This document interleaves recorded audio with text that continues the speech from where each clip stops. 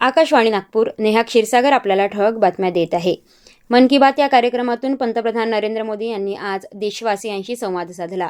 मन की बात या कार्यक्रमाचा हा 131वा भाग होता. दिल्लीत नुकत्याच पार पडलेल्या जागतिक कृत्रिम बुद्धिमत्ता शिखर परिषदेच्या यशस्वी आयोजनाबद्दल पंतप्रधानांनी या कार्यक्रमात समाधान व्यक्त केलं. अनेक देशांतील नेते, उद्योग क्षेत्रातील अग्रणी, इनोव्हेटर्स आणि स्टार्टअप क्षेत्राशी संबंधित लोक या परिषदेत सहभागी झाल्याने ही परिषद एक महत्त्वाचा टप्पा ठरली, असं पंतप्रधान म्हणाले.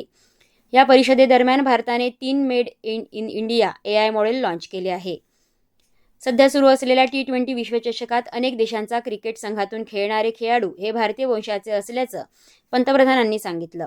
Canada, America, New Zealand, UAE, Italy या संघांमध्ये भारतीय वंशाच्या खेळाडूंनी आपलं स्थान निर्माण केलं असल्याने आपल्या देशाचा गौरव वाढला असल्याचं मोदी म्हणाले. अवयवदानाविषयी बोलताना केरळमधील अर्लिन शेरिन अब्राहम या 10 महिन्याच्या मुलीबद्दल पंतप्रधानांनी आवर्जून सांगितलं. ती दगावल्यानंतर वडील अरुण अब्राहम आणि आई शेरिन यांनी तिच्या अवयवदानाचा संकल्प पूर्ण केला. त्यामुळे सर्वात लहान वयाच्या अवयवदात्यांमध्ये तिचं नाव जोडलं गेल्याचं पंतप्रधान म्हणाले. अवयवदानाच्या माध्यमातून इतरांना नवीन आयुष्य देणाऱ्यांबद्दल पंतप्रधानांनी कृतज्ञता व्यक्त केली. उद्यापासून राष्ट्रपती भवनात राजाजी उत्सव साजरा होणार आहे, त्याची माहिती मन की बातमधून पंतप्रधानांनी दिली.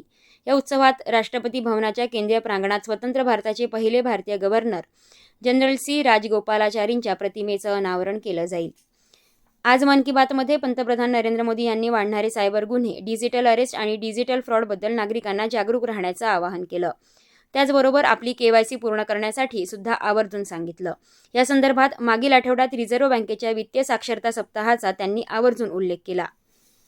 संशोधन आणि तंत्रज्ञानाच्या साहाय्याने एकात्मिक दृष्टिकोन ठेवून बांबूपासून मोठ्या प्रमाणावर उत्पादन निर्मिती होणे आणि ती किफायतशीर दरांमध्ये उपलब्ध होणे आवश्यक असल्याचं प्रतिपादन केंद्रीय रस्ते वाहतूक आणि महामार्ग मंत्री नितीन गडकरी यांनी काल केलं. नागपूर एम्स येथील सभागृहात राष्ट्रीय बांबू उत्सवचं उद्घाटन काल गडकरी यांच्या हस्ते झालं. त्यावेळी ते बोलत होते. येत्या 27 फेब्रुवारीपर्यंत चालणाऱ्या या महोत्सवात बांबू बीट्स आणि बिर्याणी, बांबू ऑर्केस्ट्रा आणि बांबू फूड शो सादर केला जाणार आहे. याबरोबरच हे बातमीपत्र संपलं. यापुढील बातमीपत्र सायंकाळी 6 वाजता प्रसारित केलं जाईल. नमस्कार.